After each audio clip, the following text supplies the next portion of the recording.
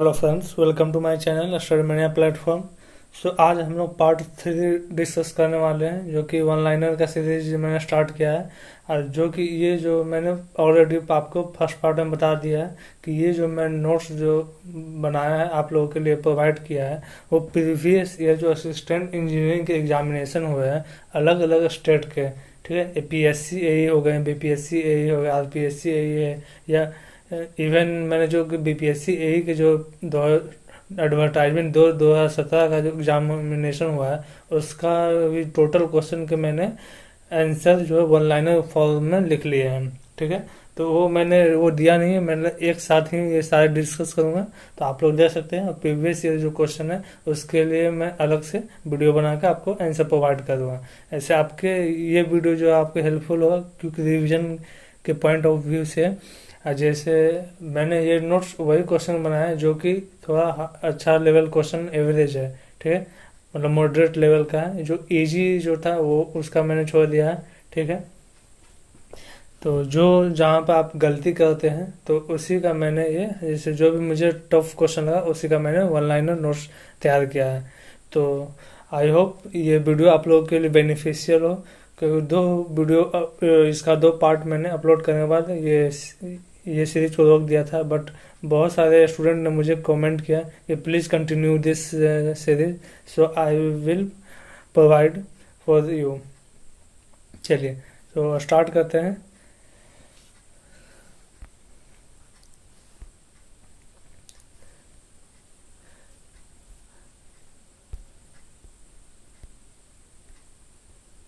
तो क्या है, if A three span continuous beam is find at the ends and supported by unyielding roller supports in between, what is the size of the stiffness matrix, ठीक है। अगर three span continuous beam है, इसका fix है and पे, ठीक है। तो supported by unyielding roller support in between, what is the size of the stiffness matrix। तो जब three span continuous beam fix होगा दोनों सपोर्ट पे, तो जो मैट्रिक्स जो होता है, स्टिफनेस मैट्रिक्स जो फॉर्म होता है 2:2 का फॉर्म होता है, ठीक है। तो यहाँ मैंने फिगर के थ्रू भी समझा दिया है, ठीक है। थ्री स्पान कंटिन्यूस बीइंग का फिगर मैंने बना दिया है, ठीक है। दोनों एंड फिक्स है, ठीक है। और ये थ्री स्पान हो गई, ये फर्स्ट, ये सेकंड, ये थर्ड स्पान हो गए, ठीक है। तो कंटिन्यू होते हुए थ्री स्पान कंटिन्यूस बीम हो गई है, ठीक है। और क्या होगा, स्टिफनेस नंबर ऑफ अननोन्स कितने हो जाएंगे, देखिए ए पे और डी पे स्लोप जो होता है 0 होगा, क्योंकि ए और डी इन तो फिक्स है, तो इसके कारण यहाँ तो स्लोप थीटा का वैल्यू 0 हो जाएगा ए और डी पे, ठीक है। लेकिन बी और सी पे हम लोग स्लोप फाइंड करेंगे, ठीक है। तो कितना हो जाएगा नंबर ऑफ अननोन्स, तो 2 हो जाएगा, थीटा बी और थीटा सी। तो इसी कारण जो है स्टिफनेस मैट्रिक्स का जो साइज फॉर्म होगा 2:2 का होगा, ठीक है। तो आपको ये डायरेक्टली ध्यान रखना है वो कि ये जो क्वेश्चन मैं डिस्कस कर रहा हूँ ये सारे APSC के असिस्टेंट इंजीनियरिंग के प्रीवियस ईयर क्वेश्चन है, ठीक है। चलिए नेक्स्ट क्वेश्चन देखते हैं, इन डिस्प्लेसमेंट मेथड, ठीक है। तो डिस्प्लेसमेंट मेथड में क्या होता है, ठीक है, कहते हैं displacement method are taken has unknowns, ठीक है। डिस्प्लेसमेंट मेथड में क्वेश्चन डायरेक्टली पूछा गया था डिस्प्लेसमेंट मेथड में अननोन क्या होता है। तो डिस्प्लेसमेंट मेथड में जो अननोन होता है, डिस्प्लेसमेंट ही अननोन होता है, ठीक है। तो आपको ध्यान रखना अननोन क्या होता है, डिस्प्लेसमेंट ही अननोन होता है। और ये moment distribution method is a distribution displacement method, ठीक है। तो मोमेंट डिस्ट्रीब्यूशन मेथड जो होता है एक जो होता है डिस्प्लेसमेंट मेथड होता है। तो आपको ये ध्यान रखना है डिस्प्लेसमेंट मेथड में कौन कौन से मेथड आते हैं, मोमेंट डिस्ट्रीब्यूशन मेथड हो गए, कार्नेज मेथड हो गए, ठीक है। और कौन सा मेथड हो गया, स्टिफनेस मेथड हो गया, ठीक है। तो आपको ये सारे ध्यान रखना है डिस्प्लेसमेंट मेथड के टाइप्स है। चलिए नेक्स्ट देखते हैं, एलिमेंट ऑफ फ्लेक्सिबिलिटी मैट्रिक्स है, ठीक है। तो ये एलिमेंट दिया है, ये फिगर एग्जाम क्वेश्चन में दिया हुआ था, ठीक है। तो मैंने शॉर्ट में लिख दिया है। तो ये क्या फिक्स है, एक वन एंड पे एक देखिए पॉइंट लोड है, कपल लगा हुआ है, ठीक है। तो ये कपल जो वन फर्स्ट कोऑर्डिनेट है और ये जो लोड लगा हुआ है वर्टिकली ये सेकंड कोऑर्डिनेट है। देखिए तो फर्स्ट कॉलम के लिए पहले हम स्लोप और डिफ्लेक्शन निकालेंगे, ठीक है। तो यहाँ पूछा क्या, फ्लेक्सिबिलिटी मैट्रिक्स आपको बनाना है, ठीक है। ठीक है। तो देखिए आपको मैं एक शॉर्ट में ट्रिक बता दे रहा हूँ क्या कि देखिए जब भी ऐसा क्वेश्चन पूछे, फ्लेक्सिबिलिटी मैट्रिक्स पूछता है ऐसा क्वेश्चन में या फिर स्टिफनेस मैट्रिक्स, ठीक है, तो आपको पता है फ्लेक्सिबिलिटी मैट्रिक्स के अपोजिट होता है स्टिफनेस मैट्रिक्स, ठीक है। देखिए तो फर्स्ट कोऑर्डिनेट के लिए पहले लेंगे फर्स्ट कॉलम के लिए, ठीक है। तो फर्स्ट कोऑर्डिनेट के लिए ये कॉलम ये फिगर मैंने उठा लिया, देख लीजिए अच्छे से, ठीक है। फर्स्ट कोऑर्डिनेट के लिए लिया है। तो कपल के लिए अब कैंटिलीवर बीम पे अगर कपल अगर फील्ड पे लग रहा हो तो इसका स्लोप क्या होगा, डिफ्लेक्शन क्या होगा, तो डिफ्लेक्शन होता है ml²/2 लेकिन कपल के लिए मोमेंट कितना 1 दिया हुआ हो जाएगा, ठीक है। तो l²/2 हो जाएगा और स्लोप ml/2 होता है तो l/e हो जाएगा, अगर m तो 1 हो जाएगा, ठीक है। क्योंकि जहाँ डिस्प्लेसमेंट होता है तो ये यूनिट लोड होता है। तो यहाँ स्लोप और डिफ्लेक्शन पता हो गया। तो लेकिन जो कॉलम बनता है ये वर्टिकली बनता है, ठीक है, कॉलम, ठीक है, 1 1 और 2 1 होगा। तो 1 1 जो होगा, जो स्लोप होता है वो 1 1 हो जाएगा और जो डिफ्लेक्शन का जो वैल्यू होगा ये 2 1 हो जाएगा। और वही स्टिफनेस मैट्रिक्स बोलता है तो जो डिफ्लेक्शन होता है ये F1 हो जाता है, ठीक है। और वही स्लोप जो होता है तो ये हो जाता है F21, ठीक है, तो अपोजिट हो जाता है। लेकिन फ्लेक्सिबिलिटी मैट्रिक्स में उल्टा हो जाएगा कि जो भी स्लोप है, ठीक है, तो वो स्लोप जो है F11 को के प्लेस लेगा, ठीक है। और जो डिफ्लेक्शन का फार्मूला जो होगा ये जो फ्री कैंटिलीवर बीम पे जो कपल लग रहा है वो F21 हो जाएगा, ठीक है। वैसे सेकंड कोऑर्डिनेट के लिए फिगर मैंने बना दिया, देखिए सेकंड कॉलम के लिए। तो पॉइंट लोड जब एक्ट करेगा कैंटिलीवर बीम पे तो क्या होता है W L/3 हो जाएगा, W1 हो जाएगा क्योंकि जो डिफ्लेक्शन होता है यूनिट लोड डिफ्लेक्शन होता है, स्लोप ml WL² हो जाएगा तो 1 हो जाएगा यूनिट लोड। तो वही फिर स्लोप जो है F12 हो जाएगा और डिफ्लेक्शन जो है F22 हो जाएगा, वही लिख दिए, ठीक है। फ्लेक्सिबिलिटी मैट्रिक्स बन गया 2:2 का, ठीक है। और देखिए Fij क्या रिप्रेजेंट कर रहा है, एग्जाम में ये पूछा जाता है कि Fij क्या है। तो deflection in coordinate direction I due to unit load at J, ठीक है। डिफ्लेक्शन जो आई पे होगा किसके कारण होगा, जो कि जे पे यूनिट लोड लग रहा है, इसके कारण जो डिफ्लेक्शन होगा आई पे होगा। तो आपको ये भी पता होना चाहिए, ठीक है। आई होप आप लोगों को ये क्वेश्चन अच्छे से समझ आएगा क्योंकि असिस्टेंट इंजीनियरिंग एग्जामिनेशन में ये क्वेश्चन बहुत बार पूछे जाते हैं। जो BPSC AE हो गए, UPSC AE, हर एक एग्जामिनेशन इंपॉर्टेंट है ये, ठीक है। तो इस टाइप के क्वेश्चन आपको गुप्ता में सॉल्व करने के लिए नहीं मिलेंगे, ठीक है, खोजने में नहीं। तो आपको ये जो इम्पोर्टेंट क्वेश्चन है वही आपको दिया गया है। तो गाइज अगर अच्छा लगा तो प्लीज़ लाइक करिए, सब्सक्राइब करो और अपने फ्रेंड्स में प्लीज़ गाइज शेयर करिए। जब तक आप लोग ज़्यादा से ज़्यादा लड़के जुड़ेंगे नहीं, देखेंगे नहीं, तो मेरा भी इतना मूड नहीं होता है कि कंटिन्यू करो उस सीरीज को। ऐसा नहीं कि मैं वीडियो बना दे रहा हूँ अब फालतू में पड़ा हुआ। जब तक किसी के लिए यूजफुल है ही नहीं तो फालतू का अपना भी टाइम वेस्ट करने से क्या फ़ायदा, आप लोग भी समझते ही हैं। तो चलिए नेक्स्ट देखते हैं। ड्यूटी क्या होता है, ड्यूटी का इम्पोर्टेंट फॉर्मूला जो एग्जाम में पूछा जाता है। तो अगर देखिए डेल्टा का वैल्यू अगर मीटर में दिया हो तो 8.64 B बाई में डेल्टा हो जाएगा, ठीक है। अगर वही डेल्टा का वैल्यू सेंटीमीटर में हो तो 864 B बाई में डेल्टा 864 B बाई में डेल्टा हो जाएगा, ठीक है। तो ड्यूटी का यूनिट याद है आपको रखना है, हेक्टेयर पर क्यूमेक्स होता है, ठीक है, ठीक है। हेक्टेयर पर क्यूमेक्स और ड्यूटी का वैल्यू,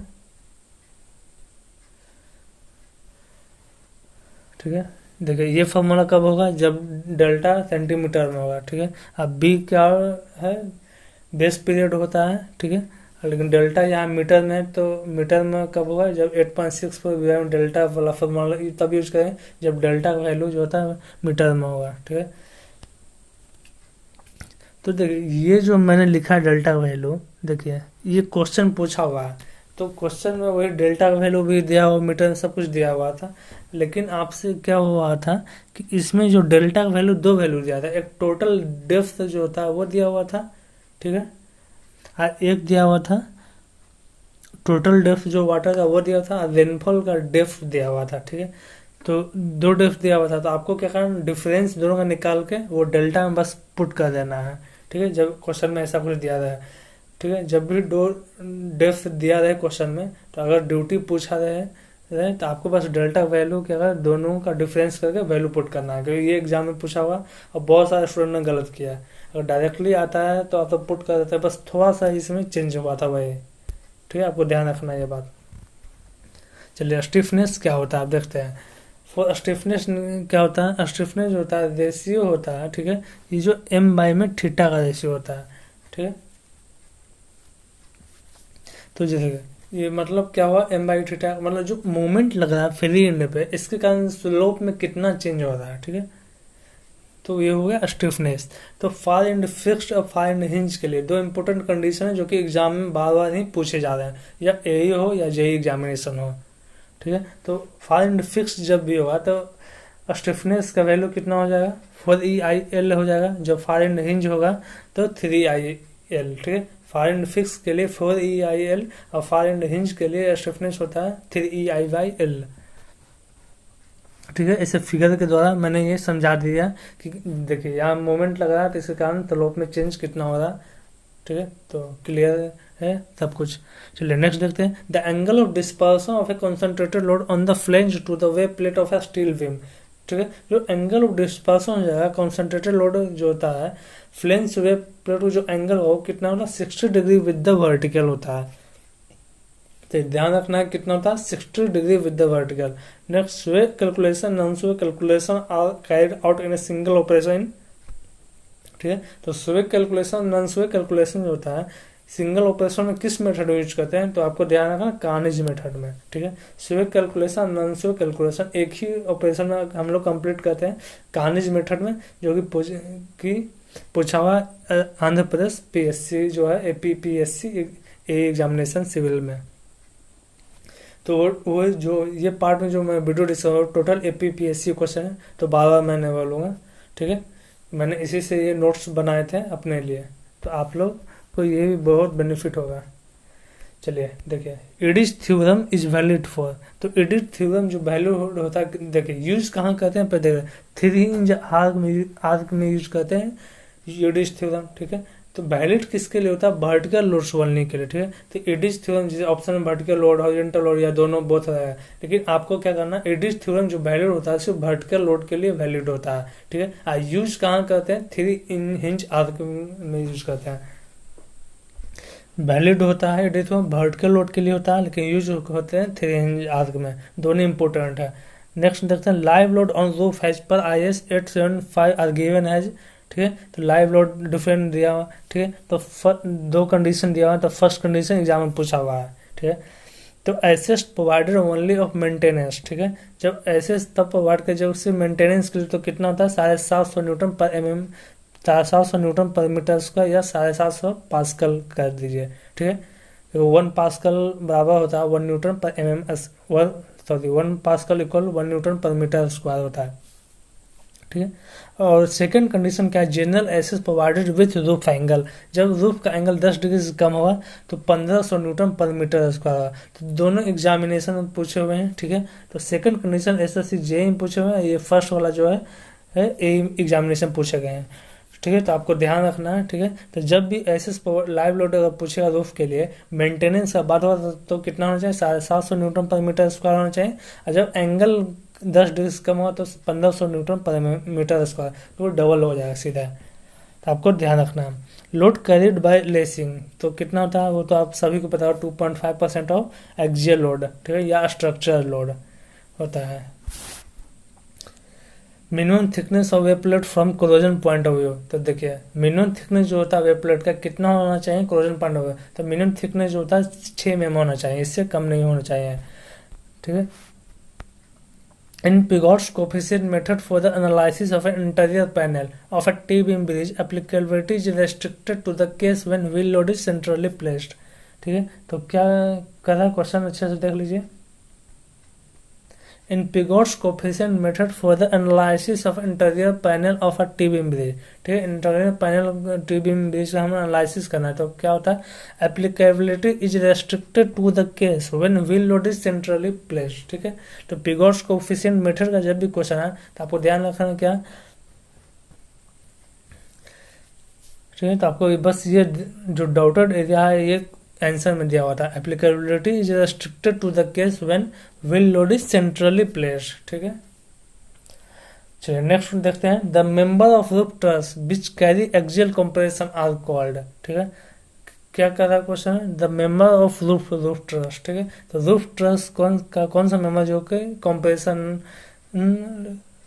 कंप्रेशन में होता है, तो स्ट्रट होता है। ठीक है, तो रूफ ट्रस का पार्ट होता है स्ट्रट होता है, ना कि कॉलम होता है। ऑप्शन में आपको कॉलम भी मिलेगा, लेकिन ये जो पार्ट रूफ ट्रस बोल रहा है, रूफ ट्रस का पार्ट बोल रहा है, तो स्ट्रट जो था कंप्रेशन होता है।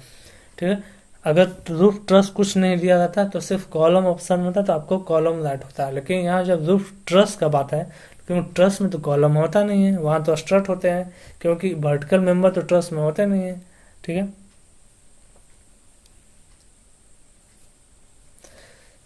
ठीक है, ट्रस का जब भी बात हो तो ट्रस का पार्ट कौन होता है, स्ट्रट होता है। ठीक है, क्योंकि ट्रस में जो कॉलम की तरह जो यूज करते हैं उसे हम स्ट्रट कहते हैं। ठीक है, आपको ये ध्यान रखना है, इंपॉर्टेंट क्वेश्चन है।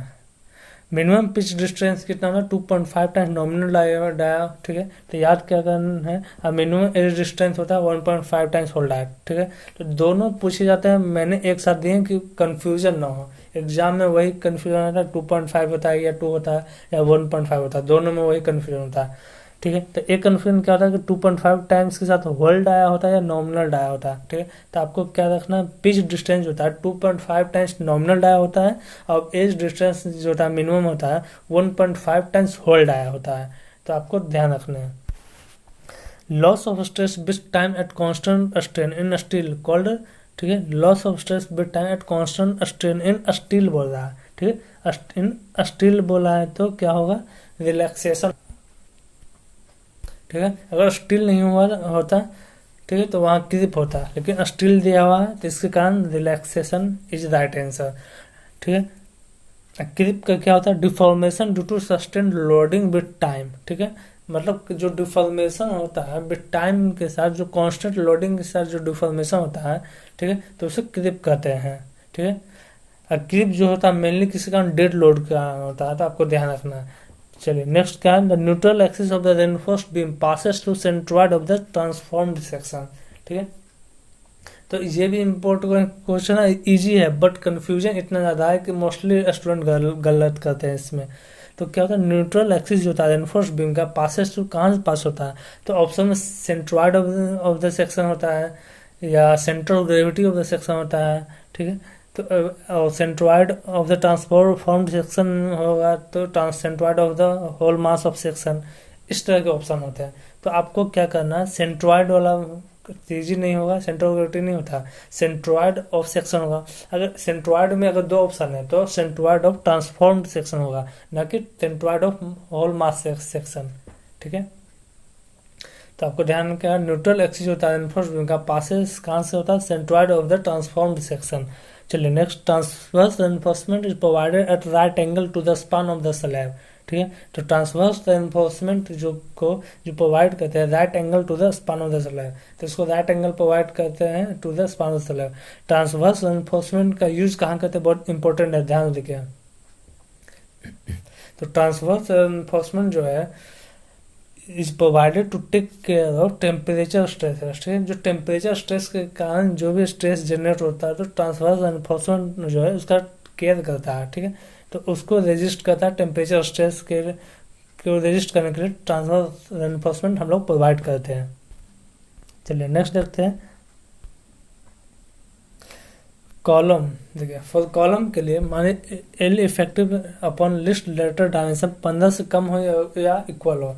जब 15 से कम या इक्वल का बात हो तो शॉर्ट कॉलम होगा। जब L effective ratio L effective to least lateral dimension का रेशियो अगर ग्रेटर होगा 50 से तो लॉन्ग कॉलम हो जाएगा। ठीक है, तो आपको ध्यान का 15 से कम होगा तो शॉर्ट कॉलम हो जाएगा। ठीक है, 15 से बड़ा होगा तो लॉन्ग कॉलम हो जाएगा। What type of stresses are artificially induced by pre-stressed concrete in a structure before it is loaded? ठीक है, तो किस तरह का स्ट्रेस इंड्यूस्ड करते हैं बिफोर लोड करने से पहले, तो कंप्रेशन स्ट्रेस, कंप्रेसिव स्ट्रेस को इंट्रोड्यूस करते हैं जो कि क्या करता है, जो टेंसाइल स्ट्रेस जो जनरेट करता है उसको कॉम्पेंसेट करने के लिए, ठीक है। तो आपको क्या करना है कि कौन सा स्ट्रेस इंड्यूस करते हैं, तो कंप्रेशन स्ट्रेस। चलिए, drops are provided in flat slab to resist primarily shear, ठीक है। तो ड्रॉप्स जो फ्लैट स्लैब में प्रोवाइड करते हैं तो शियर करते हैं, और इन लार्ज पोर्शन जो होता है, ठीक है, फ्लैट स्लैब जो होता है उसका इन लार्ज पोर्शन जो होता है जो कॉलम का, उसको क्या कहते हैं बताइए, कैपिटल कहते हैं, ठीक है। इनलार्ज्ड हेड जो होता है इसको कैपिटल कहते हैं। आज इसके जस्ट बेलो जो होता है उसको ड्रॉप पैनल कहते हैं, तो आपको ये भी ध्यान रखना है। तो देखिए, फ्लैट स्लैब में ड्रॉप्स प्रोवाइड करते हैं, वो प्राइमरी जो है रेजिस्ट क्या करता है, सीयर को रेजिस्ट करता है। Total amount of shrinkage strain in pre tension member, तो श्रिंकेज स्ट्रेन कितना होता है, 3 × 10⁻⁴। ये वैल्यू आपको डायरेक्ट एकदम टिप पे होना चाहिए कि क्वेश्चन देखें एकदम ऑप्शन आप मारिए। The important event located in bar chart are known as, important event जो लोकेटेड करते हैं बार चार्ट में, तो ये क्या होता है, माइलस्टोन होता है। इम्पोर्टेंट इवेंट क्या होता है बार चार्ट में, इसे माइलस्टोन कहते हैं। Fulkerson rule is used in numbering the events in network chart, तो फुलकर्सन रूल का यूज करते हैं numbering the events in network chart. Numbering जो होता है इवेंट में, इसको नेटवर्क चार्ट में, उसको नंबरिंग करने के लिए हम कौन सा रूल यूज करते हैं, फुलकर्सन रूल, ठीक है। एक्सपेक्टेड टाइमिंग क्या होता है, देखिए मैंने एक ही जगह सब लिख दिए जिससे आपको कोई डाउट ना हो कोई फॉर्मूला में, ठीक है। तो देखिए, एक्सपेक्टेड टाइम क्या था, T0 + 4Tm + TP/6, ठीक है। तो T0 क्या ऑप्टिमिस्टिक टाइम, Tm हो गए मीन टाइम, TP क्या हुआ पेसिमिस्टिक टाइम। पेसिमिस्टिक टाइम क्या मैक्सिमम टाइम हो गया, T0 मिनिमम टाइम, जो Tm जो था मीडियम टाइम अपॉन 6, ठीक है। स्टैंडर्ड डेविएशन क्या होता है, TP-T0/6, ठीक है। अब वेरिएंस क्या होता है, TP-T0/6 का होल स्क्वायर। तो कंफ्यूजन कहाँ होता है, ये तो आपको ध्यान रखते हैं एक्सपेक्टेड टाइम का फॉर्मूला, लेकिन स्टैंडर्ड डेविएशन और वेरिएंस में आप कंफ्यूज हो जाते हैं, क्योंकि दोनों फार्मूला आप लोगों को याद होंगे, लेकिन डाउट हो जाता है कहाँ स्क्वायर था कहाँ स्क्वायर नहीं है। तो आपको ध्यान रखना है स्टैंडर्ड डेविएशन में स्क्वायर नहीं हुआ, TP-T0/6 होता है इसका फार्मूला, और वेरिएंस होता है सिग्मा का स्क्वायर, मतलब TP-T0/6 का होल स्क्वायर। चलिए, ये सीपीएम बहुत ही इंपॉर्टेंट है फार्मूला, ये आप लोगों को रिमेंबर होना ही चाहिए। टोटल फ्लोट क्या होता है, इंटरफेरियर फ्लोट किसे कहते हैं, तो टोटल फ्लोट और फ्री फ्लोट का जो भी डिफरेंस होता है उसको हम इंटरफेरिंग फ्लोट कहते हैं, ठीक है। जो इंटरफेरिंग फ्लोट है तो क्या है, टोटल फ्लोट और फ्री फ्लोट का जो डिफरेंस होता है उसे इंटरफेरिंग फ्लोट कहते हैं, पूछा हुआ क्वेश्चन है। और टोटल फ्लोट का और भी डेफिनेशन क्या हुआ, देखिए ये तो इंटरफेरिंग फ्लोट हो गया। टोटल फ्लोट का देखिए 2-3 ये फार्मूला है, एक maximum time available minus actual time required, ठीक है। तो क्या होता है total float, maximum time available minus actual time required, और या क्या होता है TLJ minus TEI minus TIJ, ठीक। तो ये T जो होता है टाइम ड्यूरेशन होता है, ठीक है। तो आपको ये ध्यान रखना। ये क्या है, हेड, ये जो होता है ये हेड इंड है, ये टेल इंड है, ठीक है। तो आपको ये फॉर्मूला ध्यान रखना है क्योंकि ये नंबरिकल आते हैं, TLJ minus TEI minus TIJ। और यह क्या हो जाएगा, preceding and succeeding activity both delay, ठीक है। तो टोटल फ्लोट में जो था प्रीसीडिंग एक्टिविटी या सक्सीडिंग एक्टिविटी जो था दोनों डिले होता है टोटल फ्लोट में। तो आपको ये भी ध्यान रखना क्योंकि तीनों जो होता है इक्वल कलर में जो बनाया टोटल फ्लोट के लिए वो ऑब्जेक्टिव में तीनों पूछे गए हैं। फ्री फ्लोट क्या होता है, देखिए तो फ्री फ्लोट में क्या होता है, TEJ minus TEI minus TIJ equal, ठीक है। तो ये एक फॉर्मूला हो गया, ठीक है। एक फॉर्मूला क्या हुआ, FT माइनस SJ। तो टोटल फ्लोट में से स्लैक हेड को घटा देंगे तो फ्री फ्लोट होता है, तो FT माइनस SJ हो गया फ्री फ्लोट, ठीक है। या क्या होगा, activity delayed without affecting succeeding activity, activity तो डिले होता है लेकिन सक्सेडिंग एक्टिविटी को बिना अफेक्ट किए हुए एक्टिविटी डिले होता है, ठीक है। तो टोटल फ्लोट में क्या था, दोनों प्रीसीडिंग सक्सेडिंग एक्टिविटी दोनों डिलेड हो रहा था, फ्री फ्लोट में बस सक्सेडिंग एक्टिविटी डिलेड हो रहा है, ठीक है। और इंडिपेंडेंट फ्लोट अब देखिए, इंडिपेंडेंट फ्लोट क्या होता है कि activity delayed without with affecting preceding and succeeding activity.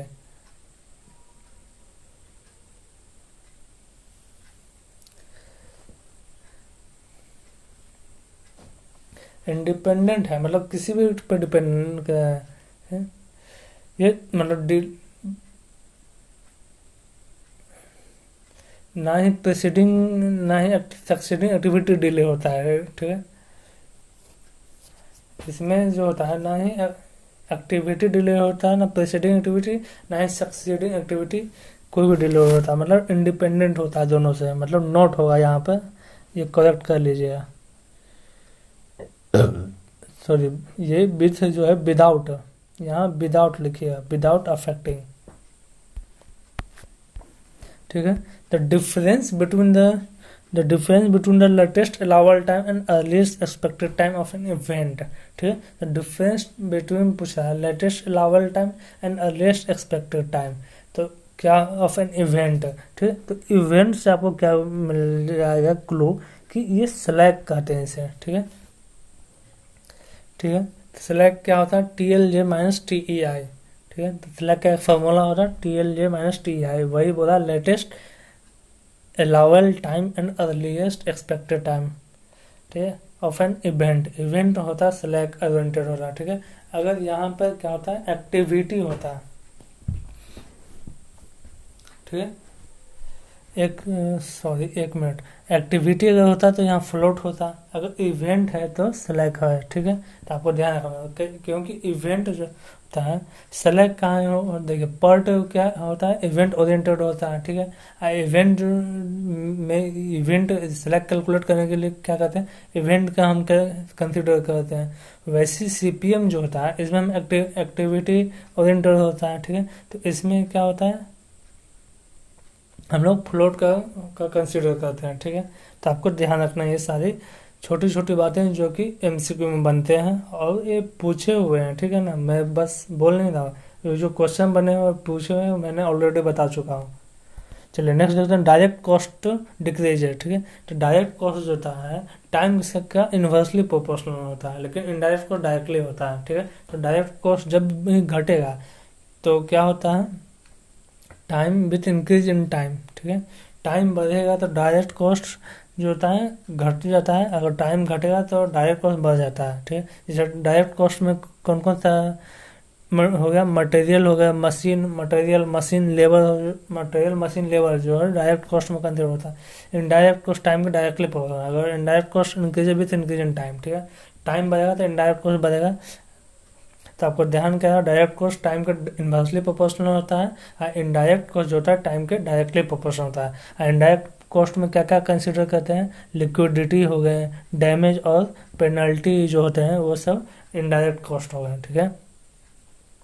चलिए रिसोर्स स्मूथनिंग क्या होता है, ठीक है। तो resource total project duration is not change, ठीक है। तो रिसोर्स स्मूथनिंग में टोटल प्रोजेक्ट ड्यूरेशन जो होता है चेंज नहीं होता है, ठीक है। और रिसोर्स आज कांस्टेंट होता है, ठीक है। रिसोर्स स्मूथनिंग में टोटल प्रोजेक्ट ड्यूरेशन जो है वो है चेंज नहीं होगा, और रिसोर्सेस जो कांस्टेंट होता है। स्मूथ है तो प्रोजेक्ट ड्यूरेशन तो चेंज नहीं होगा, और रिसोर्स भी कांस्टेंट होते हैं।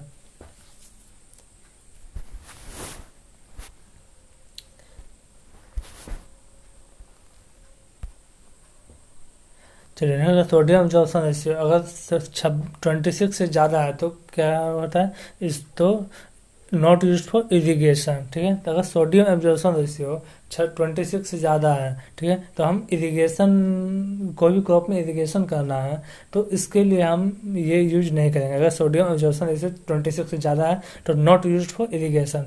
चलिए नेक्स्ट देखते हैं, in the design of impervious apron by Khosला's theory of for a where the horizontal length of the apron is found by the consideration permissible eject gradient, ठीक है। जहाँ भी और खोसला थ्योरी बोला है और horizontal length of the apron का बात किया है, तो क्या होता है कंसिडरेशन क्या कहता है, परमिसिबल एग्जिट ग्रेडियंट। तो एग्जिट ग्रेडियंट का फॉर्मूला क्या होता है, एच बाई में D pi root lambda. Lambda क्या होता है 1 + √1 + अल्फा का बाई 2, अल्फा क्या होता है b/d होता है, ठीक है। तो ये एग्जिट ग्रेडियंट का फॉर्मूला याद रखिएगा, ये डायरेक्ट पूछे जा सकते हैं, h/d पाई रूट लैम्डा, ठीक है। तो क्या क्वेश्चन था, in the design of impervious apron by Khosला's theory for where the horizontal length of the apron is found by the consideration permissible exit gradient, ठीक है। First watering given to crop when the few centimetre है, जब crop जो few centimetre height हो जाए तो first watering जो होता है उसे कोर वाटरिंग कहते हैं। जब कुछ सेंटीमीटर का क्रॉप आपको दिख रहा है, ठीक है, जो छोटा होता है। अब first watering before crop grown few centimetre, ठीक है, जब फ्यू सेंटीमीटर दिखने से पहले, मतलब वो बीज जो है अभी दिख नहीं रहा है, ठीक है, तो इसको पैलियो इरिगेशन कहते हैं। मतलब जब फ्यू सेंटीमीटर क्रॉप को दिखने से पहले जो वाटरिंग करते हैं इसको पैलियो इरिगेशन कहते हैं। जब क्रॉप दिखने लगे तब वाटरिंग करेंगे तो इसको कोर वाटरिंग कहते हैं। तो इम्पोर्टेंट है, आपको एक जगह लिख दिया है कि जिससे आपको रिमेंबर हो। चलिए नेक्स्ट देखते हैं, specific capacity of A confined well क्या होता है। Specific capacity of A confined well decrease with increasing discharge. जब भी मान लीजिए वेल है, ठीक है, हम इससे डिस्चार्ज इंक्रीज हो रहा है, मतलब क्या कि हम उससे पानी को निकाल रहे हैं, ठीक है, तो स्पेसिफिक कैपेसिटी क्या होता है, डिक्रीज होगा। ऑब्वियसली हम किसी वेल से पानी हम ड्रेन कर रहे हैं, वाटर यूज कर रहे हैं, मान लो इरिगेशन पर्पज या कोई भी अदर पर्पज के लिए, ठीक है, तो स्पेसिफिक कैपेसिटी डिक्रीज होगा। तो वही दिया हुआ है, specific capacity of A confined well decrease with increasing discharge.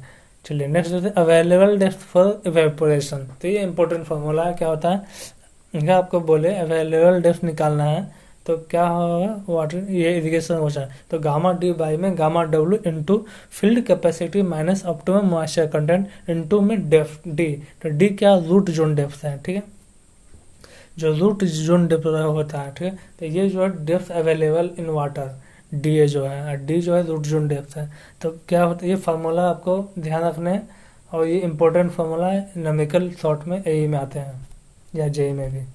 चलिए नेक्स्ट देखते हैं, flow duration curve is a convenient tool to assess the available at the site, ठीक है, तो फ्लो ड्यूरेशन कर्व जो होता है is a convenient tool to assess the available at the site firm power. तो क्या होता है, फर्म पावर होगा इसका आंसर। चलिए नेक्स्ट देखते हैं, the best method of estimating run off is unit hydrograph. जो यूनिट रेनफॉल में बेस्ट मेथड जो होता है रेनफॉल को एस्टिमेट करने का, क्या होता है, यूनिट हाइड्रोग्राफ होता है। तो आपको ध्यान रखना है कि रन ऑफ का जो एस्टिमेट करने का बेस्ट मेथड कौन सा है, यूनिट हाइड्रोग्राफ।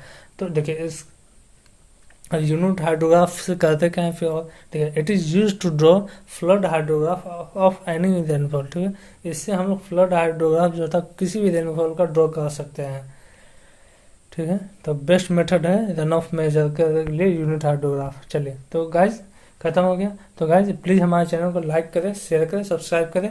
आपके तो हमारे पास मैंने ऑलरेडी ये पीडीएफ तो नहीं है, लेकिन जो मैंने नोट्स बनाए हैं तो जो वो मैं पिक लेकर वो आपको वीडियो में अपलोड करके आपको आपके साथ शेयर कर रहा हूँ। तो अभी डेफिनेटली ये जो वन लाइनर है वो प्रीवियस ईयर का बनाया है, ठीक है, और प्रीवियस ईयर क्वेश्चन आते हैं। तो अगर आप एग्जाम से पहले या अभी भी जैसे इस वीडियो को कंटिन्यू जैसे एक दिन एक बार देख लिए तो 2 बार 3 बार देखिए, रिवीजन हो जाएगा। तो आप बार बार कोशिश करिए, रिवीजन करिए, ठीक है, तो जिससे आपको रिकॉल हो जाए। अपना बुक जो है नोट्स है पढ़ते ही होंगे, पढ़िए, ठीक है, तो ये वीडियो जो आपके लिए हेल्पफुल होगा। तो guys please, so guys thank you, good night.